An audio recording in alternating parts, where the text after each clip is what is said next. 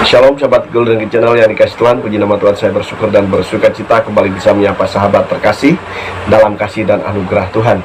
Sahabat terkasih, saya selalu berharap dan berdoa agar sahabat senantiasa dalam keadaan baik dan sehat dan senantiasa diberkati oleh Tuhan. Sahabat terkasih, saat ini kita akan menyaksikan sebuah video yang kita akan lihat videonya berikut ini. Pada saat sekarang ini ada seorang Arab Kristen Palestina, namanya adalah Hanan Nasrawi. Dia selalu memenangkan diplomasi di forum internasional. Kalau pihak Hamas itu pihak Islam yang garis keras itu munculnya setelah Intifadah tahun 1987. Mereka selalu mengatakan hapus peta Israel dari muka bumi, ya itu kan cakar PDW itu. Ya, karena ini tanah wakaf umat Islam sampai akhir zaman, dia semaunya sendiri kan, ya begitu hukum internasional. Dan dokumennya tidak ada seperti itu. Tanah wakaf itu kan urusanmu. Tahu hukum internasionalnya seperti apa? Hanan Nasrawi sadar, sebagai seorang Kristen dia tahu Alkitab pasti. Bukan dia tahu Alkitab, dia tahu dokumen-dokumen sejarah. Bahwa kalau kita memakai dalil keagamaan kita mesti kalah. Karena memang baik Al-Quran maupun Alkitab kalau dalil agama membenarkan kepemilikan Israel. Lalu dia pakai dalil HAM. Waktu saat ada konflik tanah, bahwa ada orang-orang Israel yang menguasai tanah itu secara paksa, pembayaran ganti rugi nggak dilakukan, orang itu terusir. Terus ditanya di forum internasional, di PBB, orang yang bersangkutan itu dihadirkan. Ini tanah milik siapa? Negara Israel mengatakan ini tanah wilayah Israel. Ya, saya tahu ini wilayah Israel. Tapi tanah itu miliknya siapa? Ini tanahnya pemerintah Republik Indonesia, tapi gereja ini sertifikatnya namanya siapa? Kan itu kan persoalannya. Tetangga sebelah itu masa ada sertifikat miliknya Republik Indonesia? Itu enggak kok. Sertifikatnya ini punya siapa? Misalnya punya Tuan Samuel. Tuan Samuel berasal dari mana tanah ini?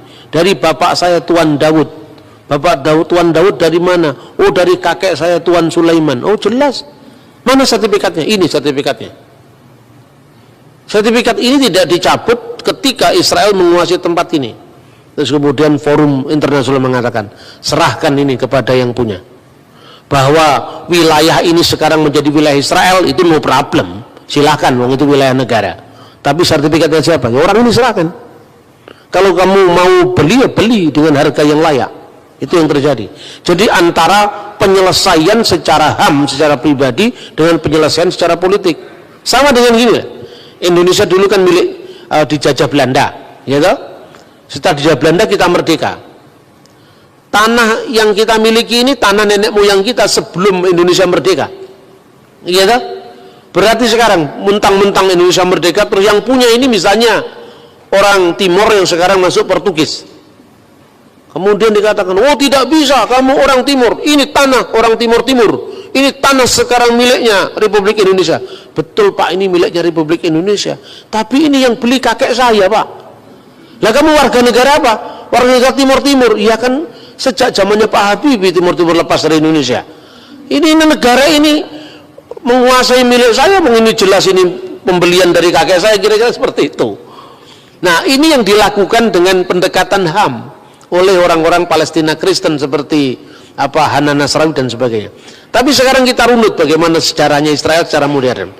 Setelah tahun 1914 Turki kalah perang, Palestina diserahkan kepada Inggris karena pihak pemenang. Lalu Inggris mengeluarkan mandat yang namanya Deklarasi Balfour. Deklarasi Balfour itu dikeluarkan tahun 1917 dengan ketentuan bahwa tempat ini Israel adalah tanah air bagi bangsa Yahudi. Nah, lalu menimbulkan protes bagi orang-orang lokal yang menghuni tempat itu sebelum pendatang-pendatang Yahudi datang ke tanah Israel. Ketika terjadi proses rakyat itu, mereka kan warga negara, dulunya kan warga negara Turki. Tapi kan Turki sudah kalah perang dunia pertama, lalu diserahkan kepada Inggris. Inggris mengeluarkan Deklarasi Balfour yang mengatakan itu tanah milik, itu tanah air Israel. Orang-orang yang menduduki tanah itu sebelum Israel datang, artinya orang-orang Yahudi yang datang dari barat tadi keberatan. Lalu pada tahun 1937 dikeluarkan yang namanya Komisi Lordville, karena ada orang yang namanya Tuan Phil, maka Lord Phil. Di sana dibuat obsesi pilihan, ya, tanah Israel di tanah yang sama itu, di tanah suci itu, pembentukan dua negara dalam koeksistensi damai, yaitu negara Israel dan negara Palestina. Itu ditawarkan tahun 1947. Dikeluarkan lagi resolusi PBB 181 yang mengatakan mengulangi kembali solusi dua negara.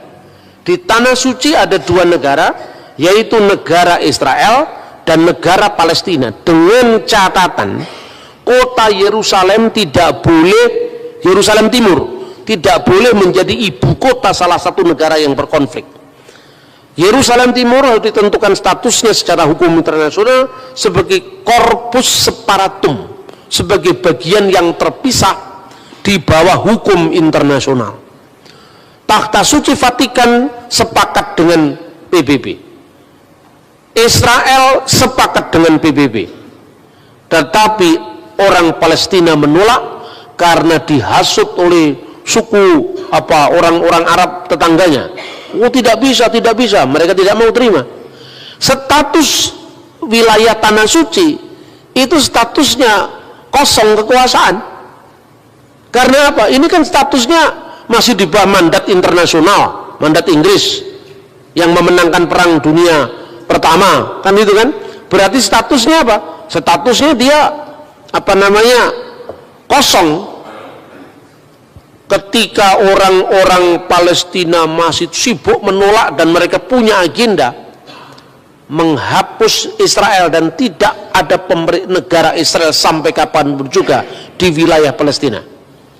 Sementara status quo negara wilayah itu dalam kondisi tidak lagi di bawah Turki, karena Turki sudah kalah perang sama lawan-lawannya yang antara lain Inggris.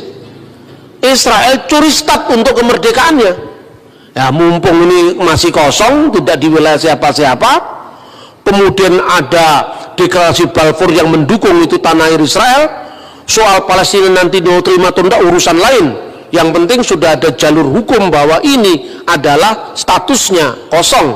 Maka dia proklamirkan kemerdekaan 14 Mei 1948. Itu kira-kira seperti itu loh. Jadi kalau saya membahasnya kan netral, saya ngomong sejarahnya sejarah. Begitu 14 Mei 1948 negara Israel diproklamirkan, negara-negara Arab mengeroyok Israel. Salah satunya Lebanon, Suriah, Irak, Yordan, Mesir, dan Saudi Arabia. Negara-negara Arab yang mengeroyok Israel itu tidak semuanya Islam. Lebanon mayoritas Kristen waktu itu. Jadi tidak bisa kita batasi hanya konflik agama. 5 negara tadi kalah semua sama Israel, dan ini orangnya heran, pengamat militer juga heran. Ini negara kecil baru bangkit begitu, kok bisa menang sama negara-negara raksasa dari 5 negara loh, Lebanon, Suriah, Irak, Yordan, Arab Saudi. Bahkan kemenangan itu telah menambah wilayah yang dulu kan ditentukan ini wilayah Israel, ini wilayah Palestina oleh mandat PBB. Resolusi 181. Dengan kemenangan perang itu dia menambah wilayahnya 50% lebih. Jadi dari dulu yang menjadi wilayahnya Palestina sekarang menjadi wilayah Israel. Lah, ini kan bukan pencaploan, ini menang perang kok. Salahnya sendiri kamu menolak kemarin. Kalau kamu menerima opsi 2 negara, selesai kan wilayah masing-masing. Nah, ini kamu menolak, kemudian kamu melawan kami, kemerdekaan kami perang dan kamu kalah. Nah, ketika kalah kan kemudian wilayah yang dimenangkan tadi secara hukum internasional diakui sebagai pemenang perang. Seperti kasusnya menangnya perang Inggris dan sekutunya atas Turki dan sekutunya. Gitu lah kira-kira. Nah, perlawanan tidak berhenti. Mulai muncul selain perang tahun 48, lalu disusul lagi perang 6 hari tahun 1967, terakhir perang Yom Kippur 1973. Di peperangan Yom Kippur itu menarik. Orang Yahudi pada masa raya kan tidak boleh perang, diserang mendadak, tapi ya menang akhirnya. Nah, ketika Israel itu menang, ini menjadi problem bagi negara-negara itu. Kemudian perjanjian terus dilakukan. Muncullah Yasser Arafat.